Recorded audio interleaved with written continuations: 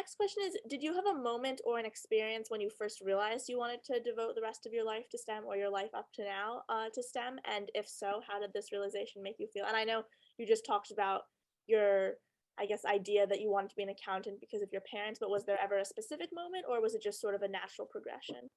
It was definitely an accumulation of things. I think as I went on throughout high school, as I took different classes and solved different problems, I realized I wanted to do something more focused towards problem solving and engineering. So it was an accumulation of my classes that I had, like physics class. I remember doing, like, I'm sure you probably did something similar, like a catapult design, and which one was the best, right? And I even though I don't love physics, I did like the problem solving aspect of that. And so as I went on, I realized more and more I like the problem solving of it.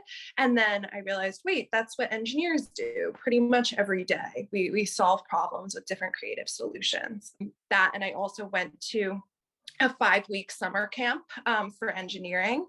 And when I was a junior in high school, like junior into senior year in high school, and you take a few classes, like not any classes with tests or anything like that, just more for like broader understanding of the subjects in engineering. And you do small little research projects.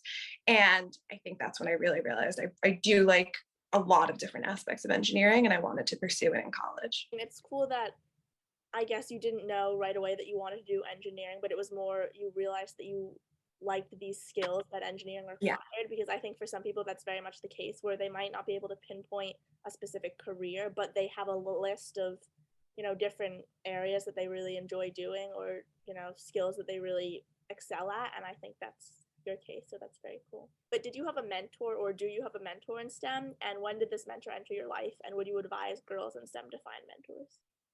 First of all, yes, I absolutely would. And I've had a bunch of mentors throughout the years. There's not, it doesn't ever have to be like a formal mentor that you say, this is my mentor for this many years, and I meet with her or him X times a week or whatever it is. I've had mentors, like I consider my teachers who I spoke about earlier, my mentors back in high school. Now in college and also still now, I'm involved in women in engineering.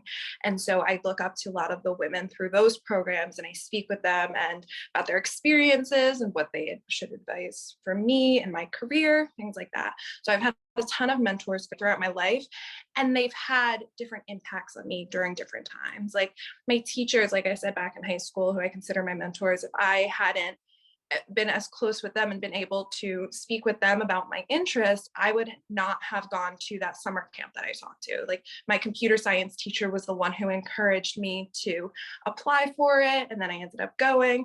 And that's kind of how I ended up in my career that I'm at now because of that effect. And then in college, and again now, finding women through women in engineering, it's a really great way to connect with other people in different and similar career experiences.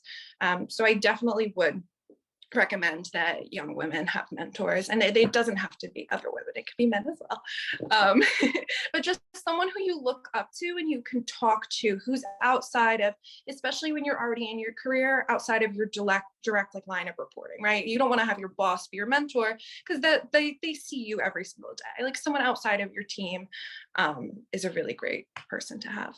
Yeah, it's interesting that you bring up the point that I guess a mentor doesn't necessarily have to be a very structured, laid out mentor where, like you're saying, you meet with them, 5 times a week or something like that. But it can just be a person you go to when you need help or someone that you get advice from infrequently. And it's good that you brought up that maybe they aren't someone who you're directly related to through work, because it's just maybe easier, at least from what I've seen, it's easier to connect to someone and get advice from someone who doesn't have a say or a role in your own direct success. So I think those are both very good points that you